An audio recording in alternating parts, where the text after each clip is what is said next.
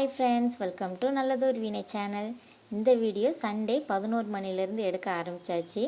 So காலையில் சீக்கிரமாகவே எந்திரிச்சதுனால நானும் பாப்பாவும் நல்லா தலைக்கு குளிச்சாச்சு. காலையில் சாப்பிட்டு முடிச்சுட்டு பாப்பாவையும் தூங்க வச்சுட்டேன். நேற்று நைட்டு வந்து துணி அலசி போட்டிருந்தோம், அது நல்லா காஞ்சிருச்சு. அதையும் எடுத்துகிட்டு வந்து மடிக்க வேண்டிய துணியெல்லாம் மடிச்சுட்டு தேய்க்க வேண்டிய துணியை தனியாக கட்டி வச்சுட்டேன். இந்த பெட்ஷீட்டையுமே துவைச்சி மறுபடியும் விரித்து விட்டுட்டேன். ஏன்னா மேக்ஸிமம் நாங்கள் டைம் ஸ்பெண்ட் பண்ணுறது இந்த பெட்டில் தான், அதனால் சீக்கிரமாகவே அழுக்காயிரும். அதனால் கையோடு துவைச்சி அதையும் காய போட்டாச்சு. குளிச்சுட்டு பாப்பாவை தூங்க வச்சுட்டு நான் துணியுமே கொஞ்சோண்டு இருந்தது, அதையும் துவைச்சி வச்சுட்டேன். சரி அதை காய போட்டுடலாம் அப்படின்னு தான் மொட்டை மாடிக்கு போய்கிட்டு இருக்கேன்.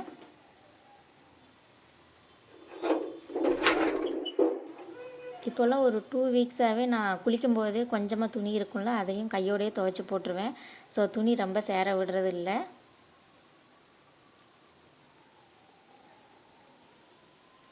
இப்போல்லாம் வெயில் நல்லா அடிக்க ஒரு மணி நேரத்துலேயே துணியெல்லாம் சூப்பராக காஞ்சி வந்துடுது. துணியும் காய போட்டுட்டேன். ஸோ என் வீட்டுக்காரர் வந்து அவரோட பர்த்டேக்கு எனக்கு இந்த ரோஸ் செடி வாங்கி கொடுத்தான்னு சொன்னேன் இல்லையா, பூவு அவ்வளோ அழகாக சூப்பராக பூக்குது. இதுக்கு முன்னாடி ஒரு 3 பூ பறிச்சிட்டேன், நல்லா பெருசு பெருசாக சூப்பராக பூக்குது. ரொம்ப சந்தோஷமாக இருக்குது. நான் ஷார்ட்ஸ் வீடியோவில் கூட ஷேர் பண்ணியிருக்கேன். செவ்வந்தி பூவுமே இன்னுமே பூக்கலை அப்படின்னு உங்கள்கிட்ட கம்ப்ளைண்ட் பண்ணியிருந்தேன் இல்லையா, அதுவுமே பூக்க ஆரம்பிச்சிருச்சு. இப்போ தான் பூக்க ஆரம்பிச்சிருக்கு. அதுக்குள்ளே என் பாப்பாவுக்கு பொருட்களை ஒரு பகுதி பிச்சு போட்டுட்டா பாருங்கள். இந்த செவ்வந்தி பூவை உங்கள்கிட்ட காட்டணுமே அப்படின்னு சொல்லிவிட்டு அதையும் வீடியோ எடுத்துகிட்டு நான் கீழே இறங்கிட்டேன்.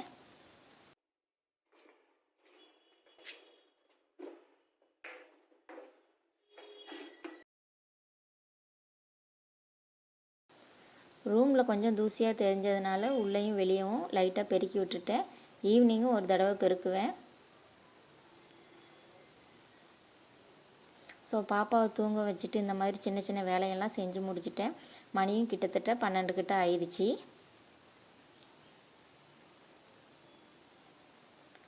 அடுத்ததாக கீழே போய் சமையல் வேலை பண்ணலாம் அப்படின்னு கீழே இறங்கிட்டேன். ஸோ கீழே போகும்போது மடித்து வச்சுற துணியவும் கீழே எடுத்துகிட்டு போயிட்டேன், கீழே வைக்க வேண்டிய துணியை.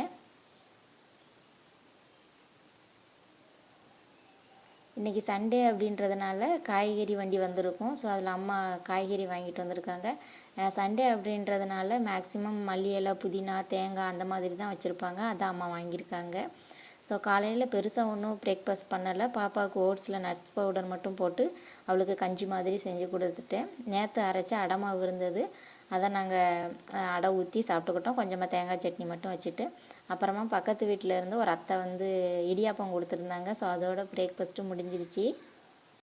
நான் பாப்பாவுக்கு சாப்பாடு கொடுத்து மேலே தூக்கிட்டு வந்து அவளை தூங்க வச்சுட்டு இருந்தேன். ஸோ அம்மாவும் காய் வண்டிக்கு காய் வாங்க போயிருந்தாங்க. அங்கே போனாலே கொஞ்சம் லேட் ஆயிரும், அதனால் கிச்சன் இப்படி தான் இருந்தது. ஸோ வந்து அதெல்லாம் கிளியர் பண்ணிவிட்டேன். ஆல்ரெடி கொஞ்சமாக அம்மா பாத்திரம் விளக்கி வச்சுருந்தாங்க. சிங்கில் போட வேண்டிய பாத்திரத்தெல்லாம் போட்டுட்டு கவுண்டர் டாப்பையும் லைட்டாக தொடச்சி விட்டுட்டேன். சாதம் வேக தான் ரொம்ப நேரம் ஆகும் அப்படின்றதுனால அடுப்பு லைட்டாக தொடச்சி விட்டுட்டு கொஞ்சமாக அரிசி எடுத்து தண்ணி ஊற்றி ஒரு 2 டைம்ஸ் நல்லா வாஷ் பண்ணிவிட்டு அதில் கொஞ்சமாக உப்பு போட்டு ஸ்டவ்வில் வச்சுட்டேன். அது வாட்டு வெந்துட்டுருக்கோம். அடுத்ததான் நம்ம அடுத்தடுத்து வேலையை பார்த்தா சீக்கிரமாக சமையல் வேலை முடிகிற மாதிரி எனக்கு தோணும். அதனால் ஃபஸ்ட்டு அரிசியை கழுவி உலைய வச்சாச்சு. அடுத்ததாக ரசத்துக்குமே கொஞ்சமாக ஊற வச்சிடலாம் அப்படின்னு இன்னொரு ஸ்டவ்வில் சுடு தண்ணி வைக்க ஆரம்பிச்சிட்டேன்.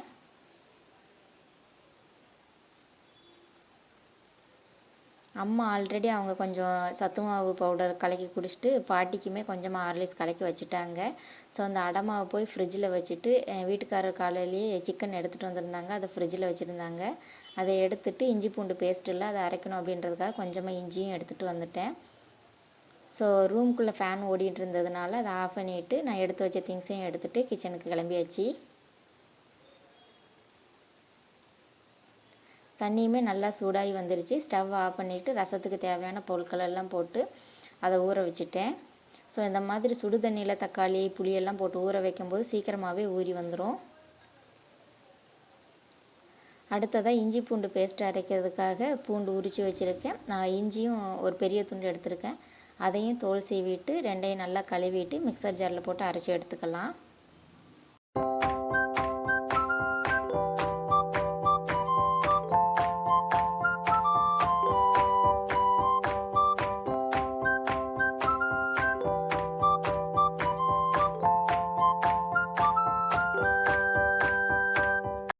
எப்பயுமே இஞ்சி பூண்டு பேஸ்ட் அரைக்கும்போது கொஞ்சம் கூடுதலாகவே அரைச்சி வச்சுக்கிருவேன், வேறு ஏதாவதுக்கு யூஸ் பண்ணிக்கலாம் அப்படின்னு.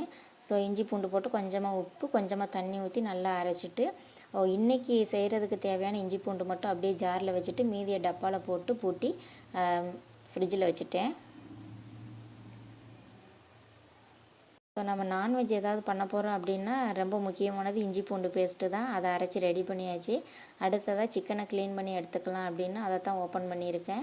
ஸோ 1 கிலோ சிக்கன் எடுத்துகிட்டு வந்திருந்தாங்க. அதில் கொஞ்சமாக ஃப்ரை பண்ணிக்கலாம் அப்படின்ட்டு அதை தனியாக எடுத்து கழுவிட்டு, கொஞ்சம் பெரிய பெரிய துண்டாக இருக்கிறத குழம்பு வச்சுக்கலாம் அப்படின்னு அதையும் தனியாக வாஷ் பண்ணி எடுத்து வச்சுருக்கேன்.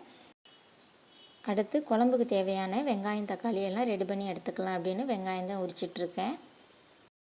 நான் சமைக்கிறதுக்கு முன்னாடி எல்லாத்தையுமே ரெடி பண்ணி வச்சுட்டு அப்புறமா சமைக்கிற ஆள் கிடையாது. ஸோ ஒரு இது அடுப்பில் வெந்துட்டு இருக்கும்போதே சைட் பை சைடு அடுத்து என்ன சமைக்க போகிறோமோ அதுக்கு தேவையானது ரெடி பண்ணிக்கிட்டு இருப்பேன்.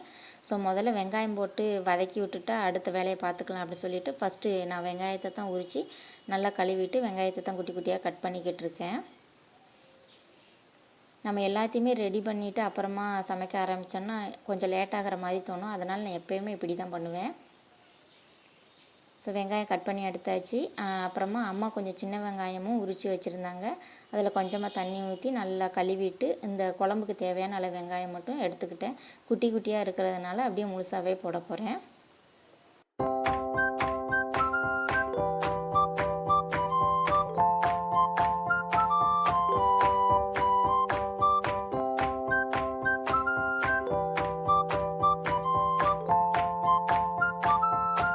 இப்போது குழம்பு செய்கிறதுக்கு ஸ்டவ்வில் ஒரு பாத்திரம் வச்சுட்டு ஸ்டவ் ஆன் பண்ணிட்டேன்.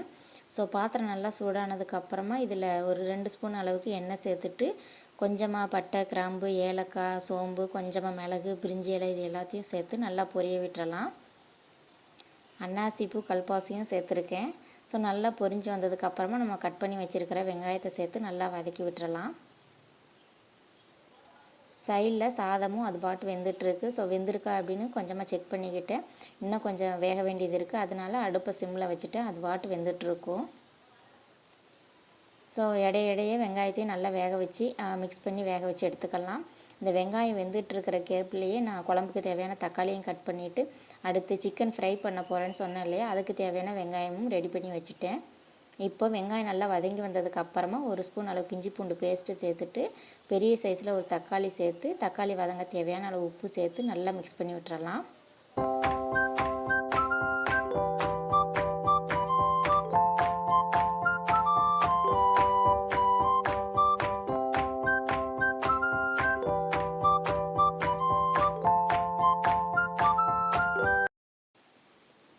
தக்காளி நல்லா மசிஞ்சு வெந்து வந்ததுக்கப்புறமா இதில் வீட்டில் அரைச்ச குழம்பு மிளகாய் தூள் இருக்கும் இல்லையா, அது மட்டும் 3 ஸ்பூன் அளவுக்கு சேர்த்துட்டு கொஞ்சமாக மஞ்சள் தூள், வேறு எந்த ஒரு மசாலாவும் சேர்க்கலை.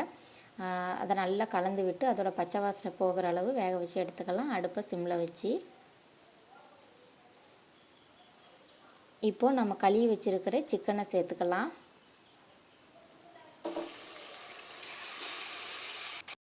சிக்கனை சேர்த்து அடுப்பை லோ ஃப்ளேமில் வச்சு ஒரு 4லேருந்து 5 நிமிஷம் வரைக்கும் நல்லா கலந்து விட்டு மூடி வேக வச்சிடலாம். ஸோ இந்த வாட்டி சிக்கன் வாங்குறதுல நிறைய லெக் பீஸ் தான் இருந்தது.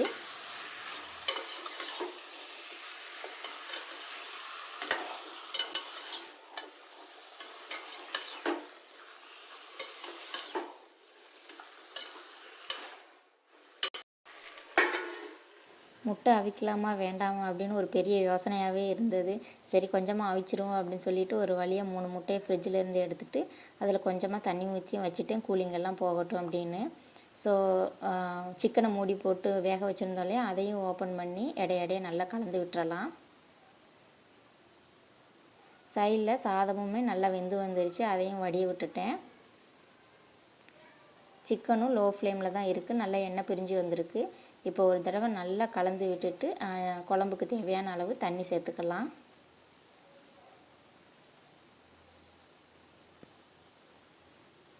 நம்ம சிக்கனில் ஆல்ரெடி உப்பு சேர்த்துருக்கோம். ஸோ இப்போ நல்லா கலந்து விட்டுட்டு செக் பண்ணிவிட்டு தேவைன்னா கொஞ்சமாக சேர்த்துக்கோங்க.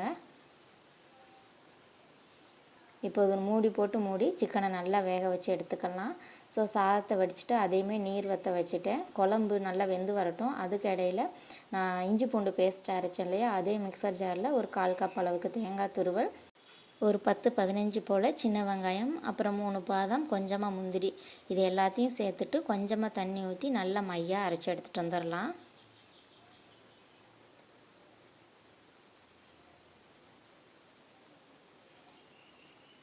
ஸோ நான் வெங்காயம் வேக வச்சுட்டு இந்த வெங்காயத்தெல்லாம் உரித்து வச்சுட்டேன். ஸோ இப்போ குழம்பு ரெடியாகி வரதுக்குள்ளே நான் ஃப்ரை பண்ண போகிறேன்னு சொன்னேன் இல்லையா, அதுக்கு தேவையான வெங்காயத்தை கட் பண்ணி எடுத்துக்கலாம். ஒரு பெரிய வெங்காயமும் கொஞ்சமாக சின்ன வெங்காயமும் முழுசாக எடுத்து வச்சுருக்கேன். ஸோ இடையிலே எங்கள் அம்மா வந்து பாத்திரம் கழுவிட்டு இருக்காங்க. நான் குழம்பு பாத்திரத்தை அடுப்பில் வச்சதுமே பாப்பா எந்திரிச்சிட்டா அப்படின்ட்டு அம்மா சொன்னாங்க. பாப்பா வந்து அம்மா வந்தால் தான் வருவேன் அப்படின்னு சொல்லியிருக்கா. ஸோ அதனால் அதை அப்படியே விட்டுட்டு மேலே போய் பாப்பாவை தூக்கி கீழே கூட்டிகிட்டு வந்து அவங்க அப்பாட்ட விட்டுட்டேன். பாப்பா அவங்க அப்பாட்ட இருந்தாங்க, நான் சமையல் பண்ணிகிட்டு இருந்தேன் இல்லையா. ஸோ சிங்கில் கொஞ்சமாக பாத்திரம் இருந்தது இல்லையா, அதனால் அதை அம்மா விளக்கிட்டு இருந்தாங்க. ஏற்கனவே விளக்கி வச்ச பாத்திரத்தையும் அவங்களே எடுத்து வச்சுட்டாங்க. ஸோ முட்டையில் கூலிங் எல்லாம் போயிடுச்சு. ஒரு அடுப்பு சும்மா தானே இருக்குது, அதனால் முட்டையை கழுவி அதில் தண்ணி ஊற்றி கொஞ்சமாக உப்பு போட்டு இன்னொரு பக்கம் வச்சு அதை ஒரு 10 நிமிஷம் வேக வச்சு எடுத்துக்கலாம்.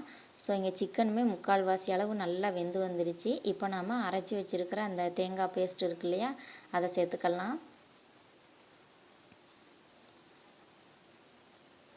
எக்ஸ்ட்ரா கொஞ்சம் அந்த மிக்சர் ஜாரில் தண்ணி ஊற்றி குலுக்கிட்டு சேர்த்துட்டு நல்லா கலந்து விட்டுட்டு மீடியம் ஃப்ளேமில் ஒரு கொதி வந்ததுக்கு அப்புறமா சிம்மில் வச்சு சிக்கன் முழுசும் வெந்து வர்ற வரைக்கும் வேக வச்சு எடுத்துக்கலாம்.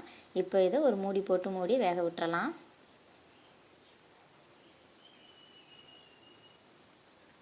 அம்மா பாத்திரத்தை எல்லாமே விளக்கி வச்சுட்டாங்க. இன்றைக்கி சண்டே அப்படின்னா நிறைய ஒன்றும் வேலை இல்லை, இல்லைன்னா நிறைய டிஷ்ஷஸ் பண்ணணுமே அப்படின்னு ஒரே வேலையாக ஹரிபரியாக இருப்பேன். ஸோ வாங்கிட்டு வந்த அந்த புதினா மல்லி இலை எல்லாத்தையுமே அம்மா எடுத்து வச்சிட்டாங்க. தேங்காய் மட்டும்தான் எடுத்து வைக்கணும். அப்பா வெளியே போயிட்டு வரும்போது கொஞ்சம் திராட்சையும் எனக்கு பிடிச்ச ஆரஞ்சு பழமும் வாங்கிட்டு வந்திருந்தாங்க. இப்படியே வெளியே சுற்றிட்டு இருக்கும்போது நம்ம ரசத்துக்கு ஊற வச்சதே மறந்துட்டேன். அதுக்கப்புறமா தான் வந்து ரசத்துக்கு நல்லா மிக்ஸ் பண்ணிவிட்டு தேவையான தண்ணியும் ஊற்றி வச்சுட்டேன். முட்டையுமே வெந்து வந்துடுச்சு. அடுத்ததை நம்ம சிக்கன் ஃப்ரை செஞ்சிடலாம். அதுக்கு முட்டையை கீழே இறக்கி வச்சுட்டு இந்த குழம்பு பாத்திரத்தை அந்த அடுப்பில் தூக்கி வச்சுட்டு இந்த அடுப்பில் ஒரு கடாய் வச்சு அதில் நல்லெண்ணெய் சேர்த்துக்கிறேன், ஒரு 3 ஸ்பூன் கிட்ட. அதில் 1/2 ஸ்பூன் அளவு சோம்பு ஜீரகம் சேர்த்து நல்லா பொரிஞ்சதுக்கப்புறமா நம்ம கட் பண்ணி வச்சுருக்கிற வெங்காயம், ஒரு பெரிய வெங்காயம் கொஞ்சமாக சின்ன வெங்காயம் எடுத்து வச்சுருக்கேன். ஸோ அதை சேர்த்து நல்லா கலந்து விட்டுறலாம். இடையிடையே கொஞ்சம் பாத்திரம் சேர்ந்தது, அதை நான் அப்பப்போ கழுவி வச்சுட்டேன். ஸோ வெங்காயம் நல்லா வதங்கி வந்ததுக்கப்புறமா 1 ஸ்பூன் இஞ்சி பூண்டு பேஸ்ட்டு சேர்த்து அதோட பச்சை வாசனை போகிற அளவு நல்லா வதக்கி விட்டுக்கலாம். எனக்கு இந்த இஞ்சி பூண்டோட ஸ்மெல் அவ்வளோ பிடிக்கும். ஸோ அடுத்ததாக நம்ம க்ளீன் பண்ணி வச்சுருக்கிற சிக்கனை சேர்த்துக்கலாம். இப்போது சிக்கனுக்கு தேவையான அளவு உப்பு, காரத்துக்கு ஏற்ப மிளகாய்த்தூள் நான் 1/2 ஸ்பூன் சேர்த்துருக்கேன். 1 ஸ்பூன் மல்லித்தூள், கொஞ்சமாக மஞ்சள் தூள், சும்மா ஒரு ஃப்ளேவருக்காக ஒரு 1/4 ஸ்பூன் அளவுக்கு கரம் மசாலா சேர்த்து அதோட பச்சை வாசனை எல்லாம் போகிற அளவு நல்லா மிக்ஸ் பண்ணி விட்டுறலாம்.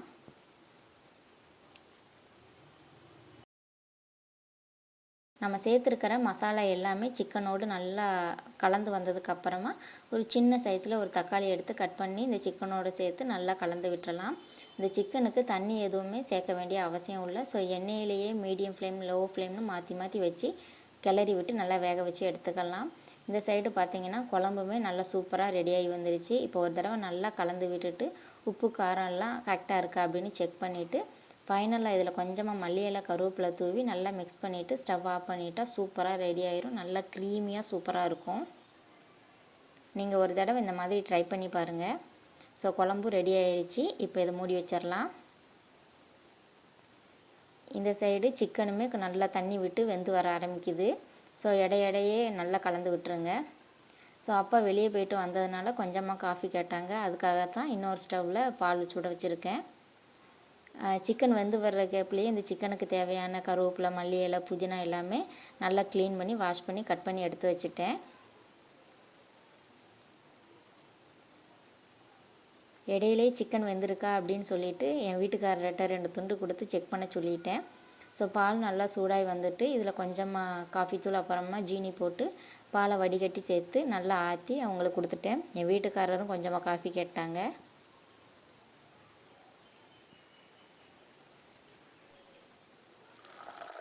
காஃபி போட்டு கொடுத்துட்டு சைடில் ரசத்தையுமே தாளித்து விட்டுட்டேன்.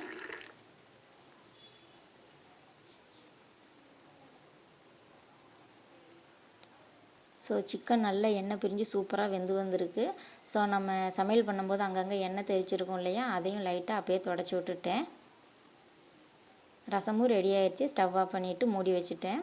ஸோ நம்ம சிக்கன் வந்து சூப்பராக ரெடி ஆகிட்டு இப்போ ஃபைனலாக இதில் ஒரு 1/2 ஸ்பூன் அளவுக்கு சிக்கன் 65 மசாலா இருக்கும் இல்லையா, அதை சேர்த்துட்டு கட் பண்ண மல்லி இலை, புதினா, கருவேப்பிலையை சேர்த்து நல்லா கலந்து விட்டுற வேண்டியதான். உங்களுக்கு வேணும்னா இந்த ஸ்டேஜில் கொஞ்சமாக பெப்பர் பவுடர் கூட சேர்த்துக்கோங்க. எல்லாம் ஒன்று சேர்ந்து வர்ற மாதிரி நல்லா கலந்து விட்டுட்டு ஸ்டவ் ஆஃப் பண்ணிட்டா ரொம்ப சூப்பராக சிக்கன் ஃப்ரை ரெடி ஆயிரும்.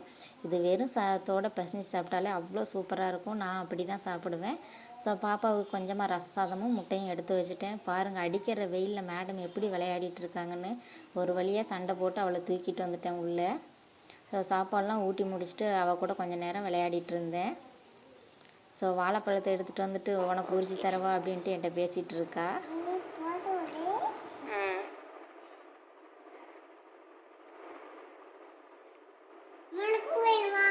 வேண்டாம் வேண்டாம்.